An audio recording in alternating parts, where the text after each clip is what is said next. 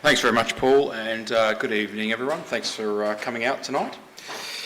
So, yes, we're looking at Habakkuk, and we've got two sessions on this little prophet. Sometimes these prophets are called minor prophets, aren't they? But they're only minor in the sense that they are a lot smaller in length than some of the major prophets like Ezekiel, Jeremiah, and so forth.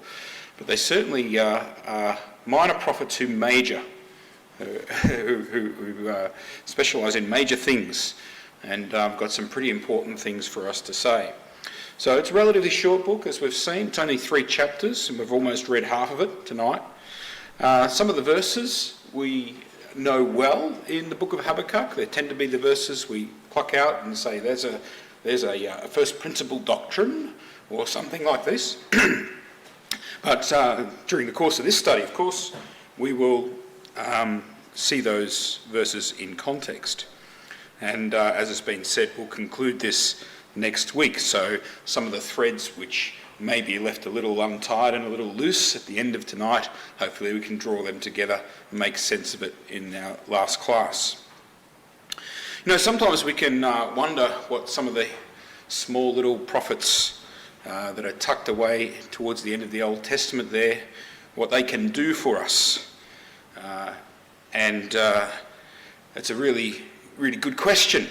But what we find, and certainly I find that this is the case with the book of Habakkuk, is it's incredible how relevant this book can be for us today. It has the ability, this book particularly, to sort of reach out and speak really significantly and meaningfully into the day-to-day issues that we face, particularly in a sort of a welfare kind of a context. Let me ask you some questions. Have you ever found yourself frustrated at what seems to be the lack of direct involvement by God in the minutiae or the day-to-day of your life? Have you ever found yourselves being really confronted with some of the current events that take place in the world, and as a result, just grappling with the implications of what you know to be happening in the world, or what maybe you know to have happened at a certain historical period, and as a result, grappling with the degree of suffering and injustice that God seems to allow to occur? Maybe you've at times felt like God's just too big, too vast, got too much going on to really be concerned about your little life. That's a concept or an idea that I've certainly grappled with at times in my life. Or you may be in the middle of your own suffering and find that that's quite intense, and find yourself struggling with that. And perhaps as a result of one of those things, or a combination of those things, you have felt that, you know what, God, I actually just don't agree with you. In fact, that's the subtitle to this talk. But God, I just don't agree with you. It's a bold thing to think of us actually feeling or expressing. But in reality, the book of Habakkuk gives expression to those exact sort of thoughts. Habakkuk's really quite raw, very real, and he's got complaints. He's got complaints against God, who he loves, whose side he's on, whose cause he wants to promote. And yet he can no longer contain the frustrations he has with what God seems to be doing and what he seems not to be doing.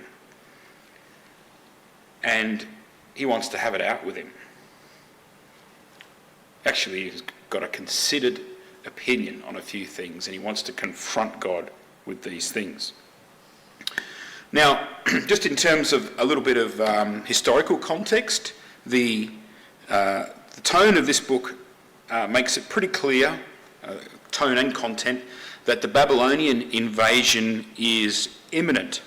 Although it's fair to say that the average Jewish person living in these times, so around about 600 BC, hasn't really thought through what all of that is going to mean. And if you want to think about particularly historical events happening around about this time, I won't go into all the reasons why we believe we can say this, but this is after the reign of the wicked king Manasseh in Judah. It's actually even just after, probably, the reign of Josiah. Josiah has died at the hands, you remember, of Pharaoh Necho, who was on his way up to the Battle of Carchemish with Nebuchadnezzar. And as a result, the new king in town, well, initially it was Jehoahaz, Josiah's son, who reigned only 3 months and managed in that short time to earn the title of being a wicked king of Judah.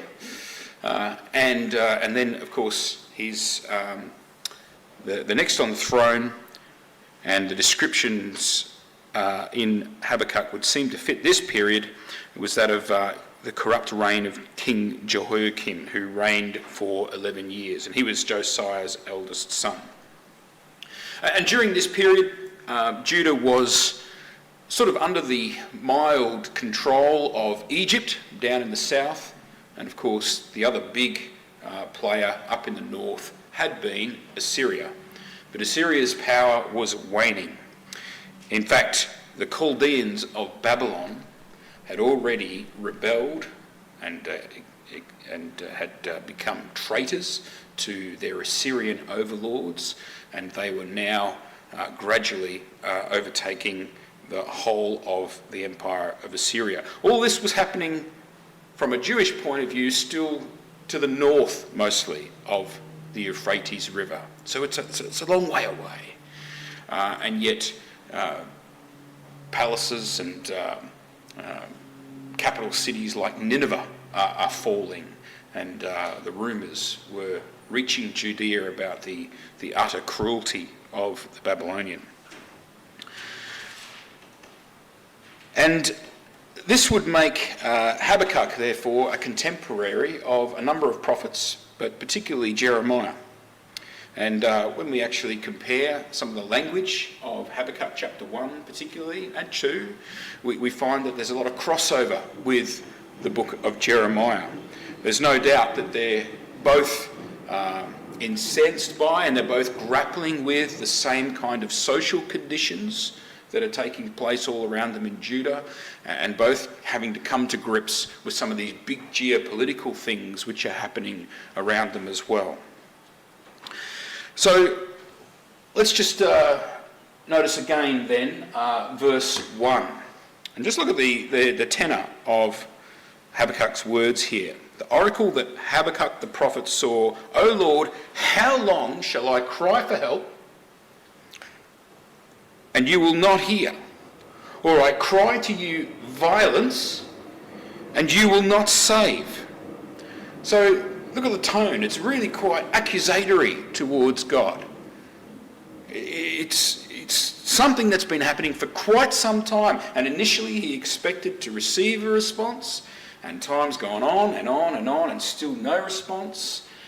And now you can see Habakkuk's frustration. And he goes on, "Why do you make me see iniquity? Why do you idly look at wrong?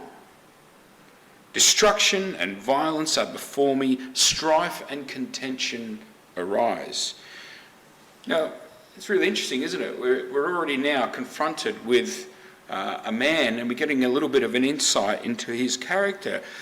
Verse 3, the way that begins, it's clear that Habakkuk genuinely did not want to see iniquity.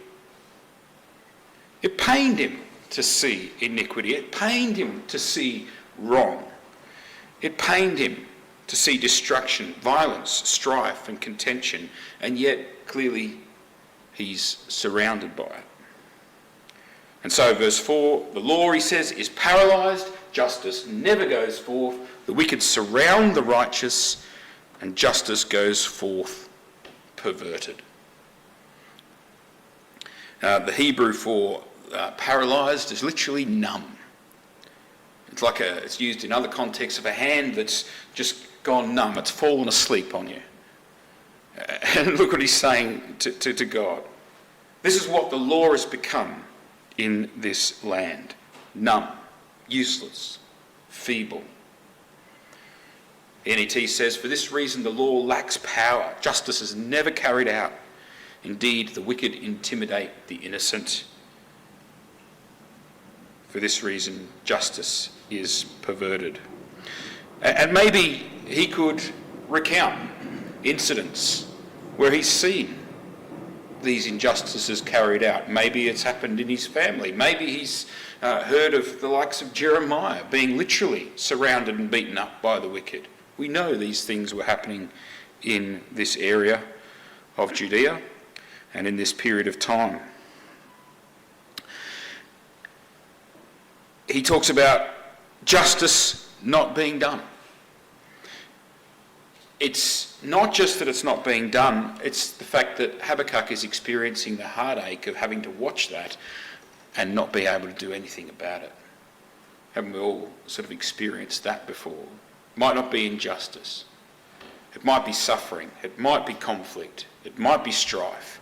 That inability to be able to do anything about it. And it's exhausted him. And notice the 6 different words he uses in verse 3 and 4 to describe the social climate. Iniquity, destruction, violence, strife, contention, and wickedness. And notice what his initial point was. I cry for help, Lord, and you will not hear. I'm sick of it. Is really what he's saying. It's been going on, Lord, for far too long. And I want action. I want you to deal with this. You know, if all our trials were short, sharp and brief, maybe they would be more manageable. But this is a scenario that is obviously prolonged. It goes on and on. And this is where the rubber's really meeting the road for Habakkuk, and it's really burning him. Now, the spirit that Habakkuk shows here is an interesting one, isn't it? He's lamenting and he's crying over the state of the nation around him. And is that a commendable thing, or is it not? I mean, would God rather us sort of just bury our head in the sand and focus on doing our own thing and being righteous and just, well, the world's doing its thing and, you know, I'm in the world but not of it, which means I don't even care about it either. I don't think so. And I think that Habakkuk's engagement with his own people and the fact that he is hurting as a result of what he's seeing is something in that's commendable. Clearly, he wants the opposite kind of a situation to thrive in Judea. In terms of his lament over the ungodly state of the nation, we've got a number of passages which we could use to illustrate that's something that God does value. And it isn't something that he wants us to not notice or feel. And here's just one passage which demonstrates this. You might remember, this is Ezekiel now, so it's just a tiny little bit later in terms of history, but it's the same period. And remember, Ezekiel was told here, pass through the city, through Jerusalem, and I want you to put a mark on the foreheads of the men who sigh and who groan over all the abominations that are committed in it. Now, this city was Jerusalem. I want you to really seek out and mark on the forehead those who are sighing and crying because of the abominations done in this city. And then verse 5, to the others he said in my hearing, pass through the city after him and strike, your eye shall not spare, you shall show no pity. Kill old men outright, young men and maidens, little children and women, but touch no one on whom is the mark. And begin at my sanctuary. So they began with the elders who were before the house. Now, of course, we're not reading the whole context there, but the context is judgment on Jerusalem. And there's clearly two types of people in this city, and judgment's coming hard on one type of people, one group of people. But which group is it that God is sparing? You would think it would be the righteous, those who haven't sinned, but that's not the description. God's prizing highly here. He's valuing highly those who see what's going on around them and are affected by it emotionally. They're sighing and they're crying over the abominations done in this city. And God says, you preserve those people. They're valuable to me. Judgment's not going to fall on them. And I think that that's just an example of the type of spirit which I think Habakkuk is showing here. All right? And why was the law paralysed? It's probably a pretty straightforward answer to that. But as I hinted earlier, there's numerous connections between Habakkuk and Jeremiah. So let's just come back to Jeremiah chapter 6. Because Jeremiah chapter 3 to 6 is far more extensive in terms of its description about the social condition in Judah at this time. And if we had the time, we'd go through these chapters in Jeremiah, early Jeremiah, and you'd be able to get a full tale, really, of all the moral degradation that's going on in Judea amongst the people of God. But just in terms of this initial question, why is the law paralysed? Why has it become numb? It's pretty straightforward. Verse 10 of Jeremiah chapter 6. To whom shall I speak and give warning that they may hear? Behold, their ears are uncircumcised and they cannot listen. It's a really interesting idea, isn't it? Interesting phrase. Their ears are uncircumcised and they cannot listen. Behold, the word of the Lord is to them an object of scorn. They take no pleasure in it. So it's pretty amazing, isn't it? Jeremiah 6, verse 10, their ears are uncircumcised, they cannot listen. The word of God has become to these people, people of God, an object of scorn, and they take no pleasure in it. Now, one of the hallmarks of spiritual people, let's take David, for example. He said, didn't he, I delight in thy law. It's my meditation all the day. He took pleasure in it. It was literally something that gave him joy. And we're now looking at a period of history for which most of the people living in and around Jerusalem have no such feeling towards the Word of God. In fact, it's a foreign sort of a thing to them.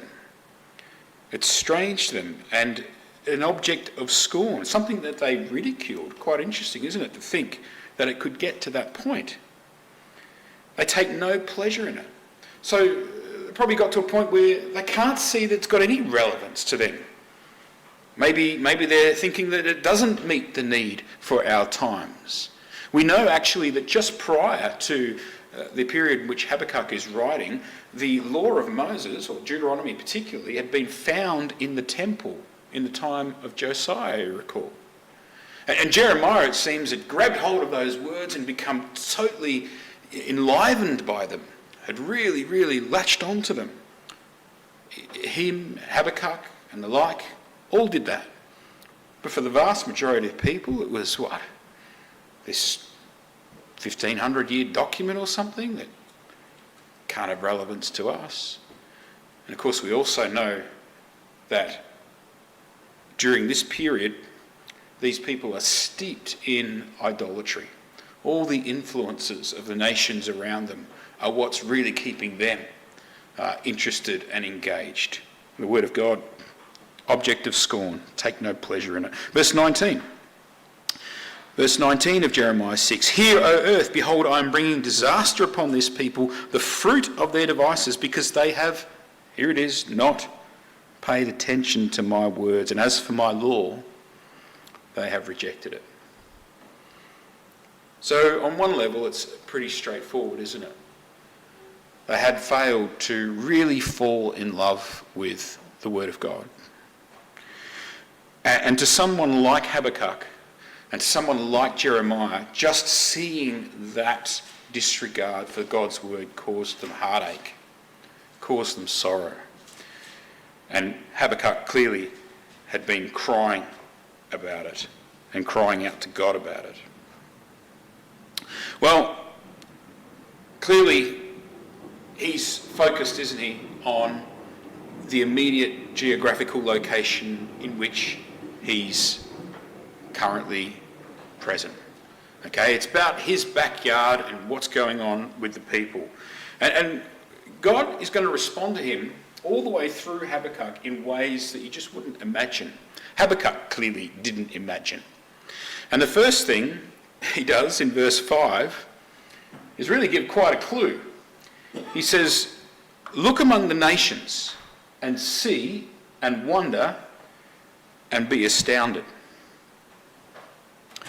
I am doing a work in your days that you would not believe if told." You know, that's actually really quite key to this whole book, just that first phrase. Look among the nations, see and wonder. I mean, Habakkuk, as I said before, is really focused on what he sees in and around his city. And that's a cause for great heartache and sorrow. And he wants God to act in that context. And immediately in his reply, God gives him this real key. And it's this. I think it's still a key today, by the way. Habakkuk, I need you to zoom out. I need you to zoom right out. You know, to really get what God is up to, sometimes we've got to look much bigger and much broader than the minutiae of our day-to-day life. As hard as that can sometimes be. We've got to think big picture. God is busy and he is active, but sometimes it's in a much more expansive way, in a different way than we can realise. And that's so important because Habakkuk, like us, is living his small life day by day, and it's hard. But God, through this whole prophecy, is really going to get him to think in this vastly more expansive way about what he's up to. And he's going to look in a manner that actually fills him with wonder. By the time God is through with Habakkuk, he's going to be astounded at what God is really doing. And then he's going to be able to return to his own life and see it with a totally new and different perspective. God is always doing a work. He's doing a work in our days, and if we really got it, just like Habakkuk, our own life in that context would make a little bit more sense. But sometimes we're a piece of the jigsaw puzzle trying to get our head around what the big picture might be. And it's challenging to do that. So look at the nations, wonder and be astounded at what I'm up to. Sometimes, that's all we can do, is wonder and be astounded. Notice he doesn't say, look at the nations and understand everything that I'm doing and how I'm doing it and when I'm doing it and why. No.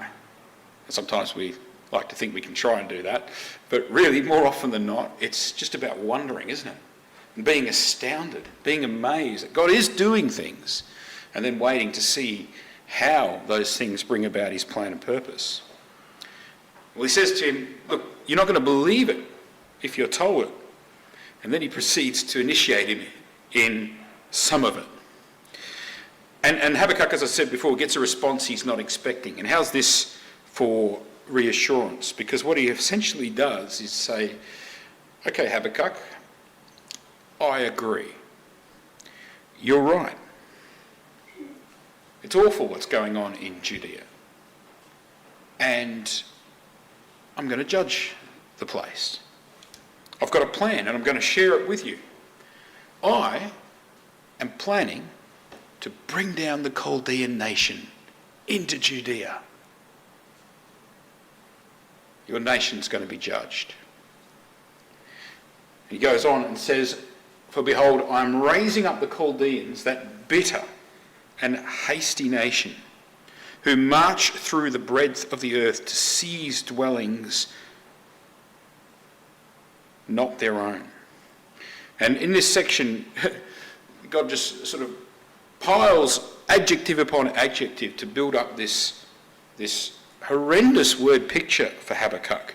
I mean, you'd think after everything that we've read Habakkuk complain about, that now's the time for a little bit of balm on tender wounds, a bit of comfort, a bit of reassurance.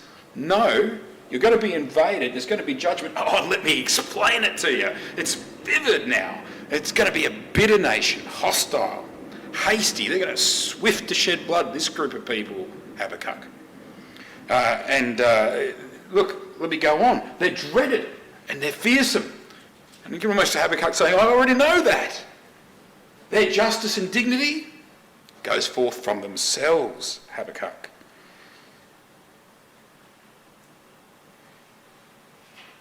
They've got their own brand of justice. You think the law of Moses is numb in this place? They haven't even using that law. It's not even a reference point for them. They make it up as they go along. But that's not enough. I've got to go on. Their horses, Habakkuk, swifter than leopards. Can you imagine? More fierce than evening wolves. Their horsemen press proudly on. Their horsemen come from afar. They fly like an eagle, swift to devour. I mean, this is horrendous news. This is a nightmare to Habakkuk. Why do you make me look at iniquity, destruction, and violence? He's been asking.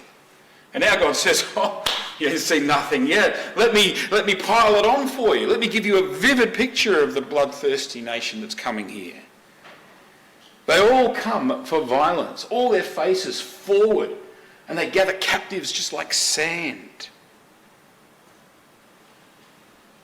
At kings they scoff, at rulers they laugh at every fortress, they pile up earth and they take it, and then they sweep by like the wind and go on, guilty men whose own might is their God. Habakkuk, fearsome people, frightening. Horses swifter than leopards, swift like an eagle to rip and devour. You can go to the beach, Habakkuk, and scoop up handfuls of sand. That's what they do with nations.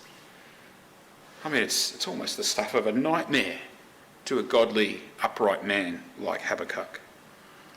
But God's saying to him, don't worry, you want judgment? You want your people to be remonstrated with? I've got just the answer. Well, of course, this isn't welcome news to Habakkuk, is it? I mean, he knows what this means. He's heard the rumours. This means that his world, as he knows it, is finished.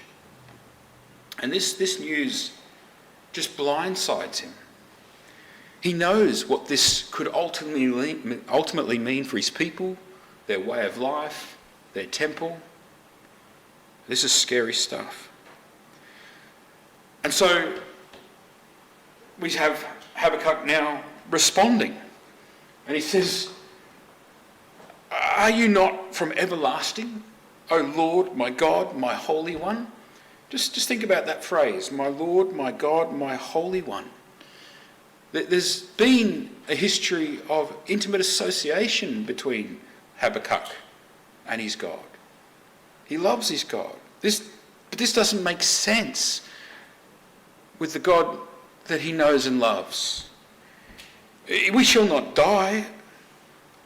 And I believe the sense of this next phrase is, O Lord, you have ordained them as judgment, and you, O Rock, have established them for reproof. You who are of purer eyes than to see evil and cannot look at wrong? Why do you idly look at traitors and remain silent when the wicked swallows up the man more righteous than he? He's incredulous, isn't he? He's aghast. This is not the God that he knows. And this is not how or who he imagines his God to be. And this is really hard for him to deal with. He's heard about the Babylonian. They're traitors. Habakkuk would have heard about how it was the Chaldeans' treachery against Assyria, which is now causing the tumbling of the nations around him. And this is verse 3 again, isn't it? God was idly looking at the sin that was going on in Judah. God was making Habakkuk see the sins that were going on in Judah. And verse 13, you're of purer eyes than that. You can't look at this. And you can countenance the thought of the Babylonian, who's far more wicked than my people even, doing all of this. We're seeing a really faithful, godly man really, really being pushed in terms of his understanding. And he's struggling particularly to see how can the wicked be used as God's tools for judgment and reproof. I mean, he can acknowledge, and he has already, that his own people are wicked. But in his estimation, they're still more righteous than Babylon. And yet God's going to use Babylon to judge them. We have to really try and appreciate, don't we, just what a conundrum this is in his mind. And now he sort of takes on, again, a little bit of an accusatory tone. Well, God, you've introduced the subject of what you're doing with Babylon. I was just talking about my people. Well, I've got a problem with what you're doing with him too. I've got a problem with what's happening in the big picture as well. Verse 14, you make mankind like the fish of the sea, like crawling things that have no ruler. Man's nothing to you. Well, that's what it seems like, Lord. They're just like fish of the sea, like living their little lives, you see, caught up in these big events. God doesn't seem to care. And the Chaldean is catching them in his net. Now, notice that. You make them like fish of the sea, and the Chaldean is capturing them with their net. God, that means you're in league with Babylon. You're working together. How can that work? Thinks Habakkuk. Verse 15, he brings all of them up with a hook. This is Babylon now. He drags them out with his net. He gathers them in his dragnet, and so he rejoices and is glad. You know, it's interesting, the Chaldean is represented here as being the first fisher of men in Scripture. And yet, of course, these fish are going to be killed, cooked, and eaten. It's the gospel that is going to fish for men in order to save them out of the grip of Babylon. In verse 16, therefore he sacrifices to his net and he makes offerings to his dragnet, for by them he lives in luxury and his food is rich. And so the fishing implements here, the throw net and the drag net, two types of nets that are being referred to here, really in this context represent Babylonian military might. And Habakkuk, from his point of view, the Babylonians arrogantly worship their own power. They sacrifice to their net, their weapons of war, their prowess, their military might. Those are the things that they are worshipping. Why? Because it enables them to snare more goods and kill in order to live luxury. One commentator writes this: just as the merely commercially minded man makes a god of his wealth, as the slothful sacrifices everything to his comfort, as the vain cares only for his reputation, so the militarist sacrifices to his net. His might is his god. He deifies the instruments of his power. And of course, you can really see historically that's what Babylon did. And so Habakkuk asks the question, verse 17, is he then to keep on emptying his net and mercilessly killing nations forever? And as much as Habakkuk was upset at the wickedness of his own people, he still thought that on balance they were more righteous than the Chaldeans. And so how is it? How is it that the wicked Chaldeans can be used to punish the Israelites? You know, it's not always easy, is it, to understand or to get to grips with what God is doing. There is, as for all that we know, for all that we understand in Scripture, there must be and there remains an element of mystery as to what our God is up to. And as we can see, Habakkuk has got this certain box, he's got this paradigm within which the world and God make sense. Here it is. That prism, that lens, I get it. But God has blindsided him with something out here that doesn't fit into his paradigm.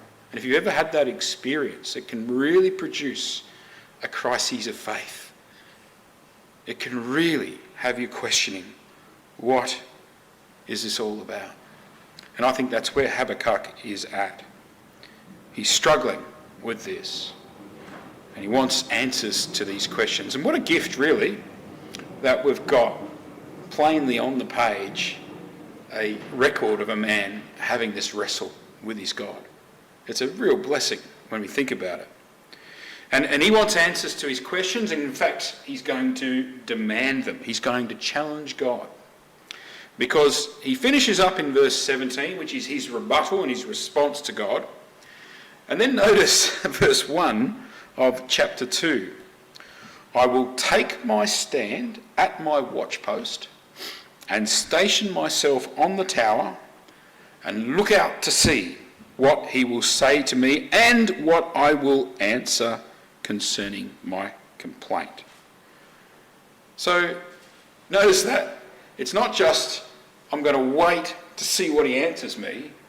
It's I'm going to let him say what he has to say, and I've got a reply that I'm going to be ready with. And it's interesting, isn't it? What do you think he did there? Was there a literal watchpost or a literal tower that Habakkuk was used to resorting to for prayer, perhaps? Or is it really something that's more figurative? Is he just really saying, I'm going to remain open and alert for God's response?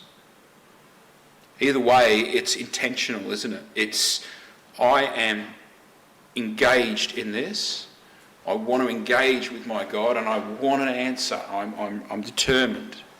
And for that, I think we can admire Habakkuk's spirit here.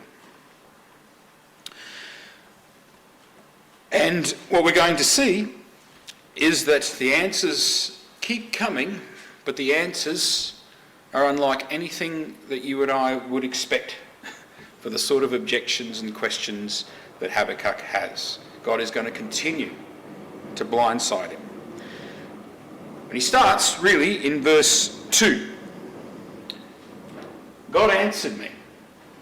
We'd love to know how that all happened and how it came to him, wouldn't we? Where, etc. Was he literally on a tower? I don't know. Love your thoughts.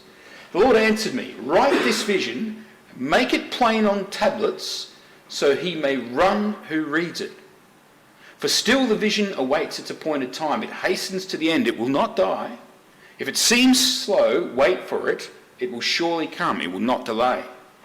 Behold, his soul is puffed up. It is not upright within him, but the righteous shall live by his faith. Now there's some momentous sort of passages right there. And we'll try and unpack just a couple of them. But first of all, just think about verse 2. This is a verse which has occasioned a lot of discussion and debate. What does it mean when he says, I want you to write the vision, make it plain on tablets, so he may run who reads it? Particularly that phrase. We know there's no fewer than 5 different suggestions. So these are what I might call interpretive options for this little phrase. Some of them you may have heard before. Number 1, is he saying, I want you to write it so big that someone running past can read it? Almost as if Habakkuk's going to be the graffiti artist in Jerusalem and do a Banksy on the wall outside. So he writes the message and people are going to run and read it as they're running. That's been a serious suggestion. Number 2, is it to be written on a tablet in such a manner that the eye could run over it and absorb the message quickly? Again, another serious suggestion in at least one commentary that I read. Is it written on tablets ready for a herald to carry it with speed? Okay, so is it the idea so that the person who reads it can then grab that and then run with it to take that message to other places? Sounds like Brother Sid has an opinion. I didn't hear that, but yeah. Don't worry, we haven't seen them all yet. Number 4, is it a message that would result in people knowing that they would need to run, as in flee from the Babylonian? It's an interesting one, isn't it? Or, number 5, is it saying that a person is going to be inspired by the vision and message to run in a figurative sense, to run in faith, to soar on eagle's wings, as it were, with confidence and renewed hope? Is God saying to Habakkuk, look, I'm going to give you a message, and when you really get it, anyone who really gets it is going to be able to run? Now, we know that the idea of running is at times used in that sense in the scriptures. Let me just read a couple of examples to you. It's picked up, this idea, by Paul actually quite a lot in the New Testament. 1 Corinthians 9, do you not know that in a race all the runners run, but only one receives the prize? So run that you may obtain it. So it's talking about living a life, isn't it? Living a life before God with purpose, with running in faith. Galatians chapter 5 verse 7, he says, you were running well. Who hindered you from obeying the truth? What about this one? Similar idea. Philippians 3, brothers, I do not consider that I've made it my own, but one thing I do, forgetting what lies behind, straining forward to what lies ahead, I press on toward the goal. So that's the sense, or that's the idea behind that 5th suggestion. Now I'm going to assert at this point that I believe number 5 is the answer, and I believe that the context demonstrates the proof of this. But a lot of that evidence is really for our next class. But the idea is that a person's going to be inspired by the vision and message. And running is an appropriate metaphor for their life in this context because distance is involved. Time is involved. Perseverance is involved. You've heard people say it before. Sometimes life in the truth is less like a sprint and it's more a marathon. That's so true, isn't it? Particularly when the trials of life hit us. And really, think about that in the context of this next verse, verse 3. But still the vision awaits its appointed time. It hastens to the end. It will not lie. If it seems slow, wait for it. It will surely come. It will not delay. The NET actually puts this really well. It says, for the message is a witness to what is decreed. It gives reliable testimony about how matters will turn out. Even if the message is not fulfilled right away, wait patiently, for it will certainly come to pass. It will not arrive late. And so what's going to be involved in this whole context is Habakkuk You're going to need to stand rock solid in your faith and in your confidence. It's going to take time, but you've got to be confident that it will come to pass. And what about this next verse? Behold, his soul is puffed up. It is not upright within him, but the righteous shall live by faith. His soul. Whose soul? The NET tries to solve this problem by saying the one whose desires are not upright will faint from exhaustion. So, in other words, saying that it's more a generic sort of a rule about the faithful in any and every age. And I think that's fair, and you can read the verse in that way. But if it is his soul, whose soul would that be? Whose soul is puffed up and not upright? Whose soul is that of representing a life that's being lived totally different to Habakkuk's? Well, it's the Babylonians. Because look at verse 6 again of chapter 1. Behold, I am raising up the Chaldeans to seize dwellings not their own. Verse 11, they sweep by like the wind, guilty men whose might is their own God. Verse 15, he brings all of them up with a hook. He drags them.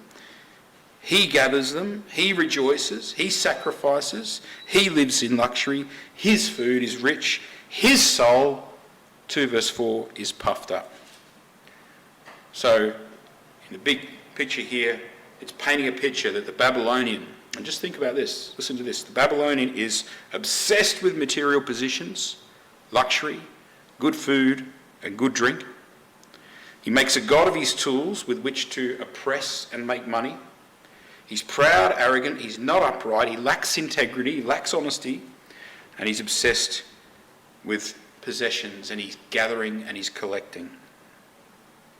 He's really all about this life.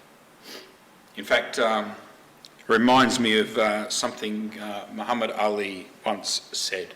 He said, I don't want no pie in the sky by and by. I want a crown on the ground while I'm still around. Sounds like him, doesn't it? That's the Babylonian spirit. And actually, if we just come back to Psalm 17, we see these people spoken of really clearly by David. And we won't read the whole psalm, but David ends up saying, I want to be delivered from men like that. And so he says in verse 13 of Psalm 17, Arise, O Lord, confront him, subdue him, deliver my soul from the wicked by your sword, from men by your hand, O Lord, from men of the world whose portion is in this life. Notice the phrase there? He said, the men of the world whose portion is in this life. If you fill their womb with treasure, they are satisfied with children. They leave their abundance to their infants. It's all about this life and what they build up and what they pass on as their legacy. But what does he say, verse 15? As for me, I shall behold your face in righteousness. When I awake, I shall be satisfied with your likeness. Totally different spirit, isn't it? The righteous are living by faith. One's all about the here and now and how I'm going to set this life up. And the other's focused on the hope. There's something bigger, grander, that has their faith and is the object of their devotion and love. One is clearly the future. But what is the nature of this faith that the righteous will live by? What does it do for them in the present? Because let's face it, we still are in the here and the now. We still have somewhat of a portion on and of this life. What do we do with it? How does faith help us? Especially when those storms, those trials and those difficulties and those Chaldeans in our life, whatever they be, afflict us. Well, next week we're going to really consider how God responded to Habakkuk in chapter 2 and 3. We're going to see that when Habakkuk understood what faith really entailed, And what the message was that God wanted him to understand and get, it shook him to his core. He says his knees literally shook. And in that moment, what he saw and what he understood solved so many of the problems that he had, but chiefly it solved his relationship with his God. And he was once again completely united with him.